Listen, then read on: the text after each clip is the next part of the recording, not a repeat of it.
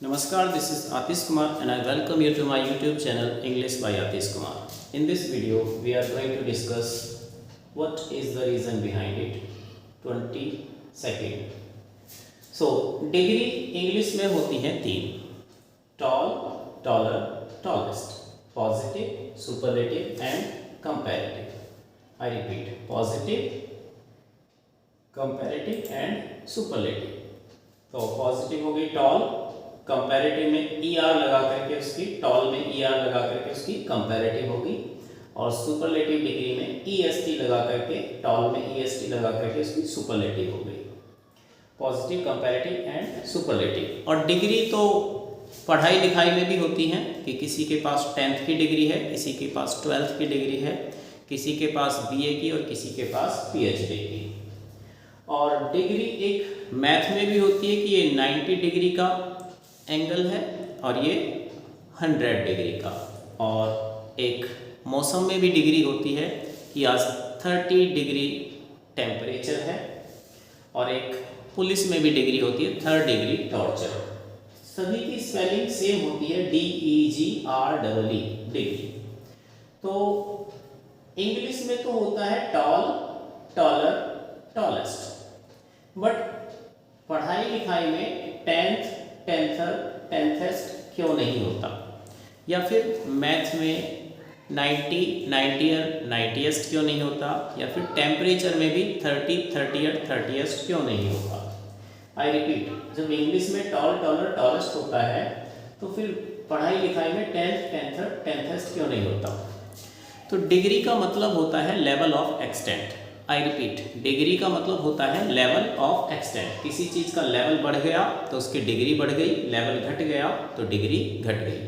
हमने कहा कि वह लंबा है, ही इज टॉल, थोड़ा सा और बड़ा कर दो तो ही इज टॉलर, बहुत बड़ा है, सबसे लंबा है, he is the tallest.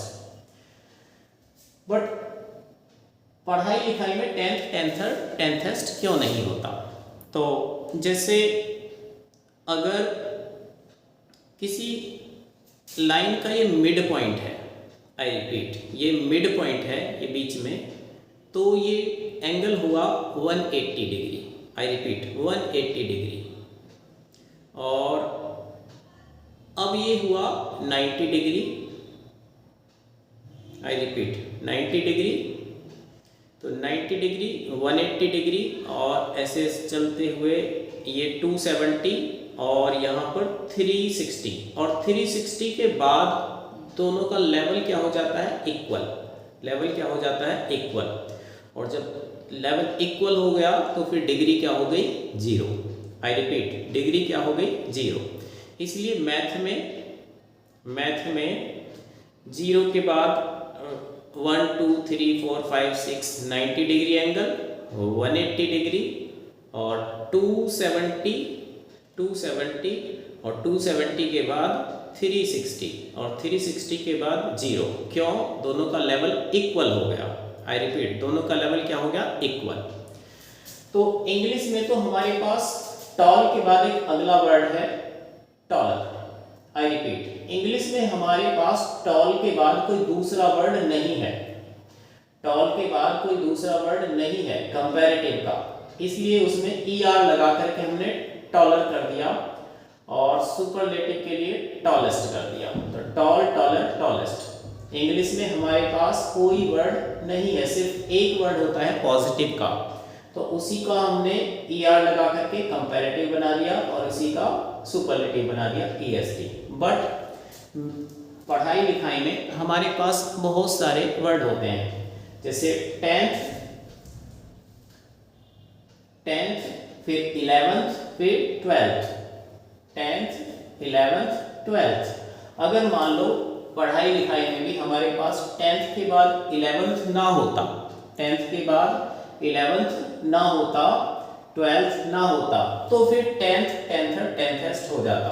But 10th के बाद हमारे पास अगला वर्ड है 11th, 12th, इसलिए पढ़ाई लिखाई में 10th, 10thest नहीं होता। सेम कहानी टेम्परेचर में, आज 30 डिग्री टेम्परेचर है, अगला वर्ड है हमारे पास 31, 32, 33, इसलिए वहाँ पर भी 30, 30th, 30th नहीं होता। आई hope you have understood. English में टॉल, टॉलर, टॉलेस्ट होता है, बट पढ़ाई लिखाई में 10th, 10th, 10thest नहीं होता। क्यों? क्योंकि डिग्री का मतलब होता है लेवल ऑफ एक्सटेंट। किसी का हम लेवल बढ़ा देंगे तो उसकी डिग्री बढ़ जाएगी। इंग्लिश में हमारे पास सिर्फ एक वर्ड होता है टॉल, कंपैरेटिव का कोई वर्ड नहीं होता, सुपरलेटिव का कोई वर्ड नहीं होता। तो इसका कंपैरेटिव बनाने के लिए ER और सुपरलेटिव बनाने के लिए EST। बट पढ़ाई लिखाई में हमारे पास 10th के बाद अगला वर्ड होता है 11th, अगला वर्ड होता है 12th। इसलिए पढ़ाई लिखाई में 10th, 11th, 12th होता है, ना कि 10th, 10th, 10thest। I hope you have understood. Thank you. Next region होगा आपका आई एम प्लेइंग, सही है, मैं खेल रहा हूँ, आई एम प्लेइंग सही है।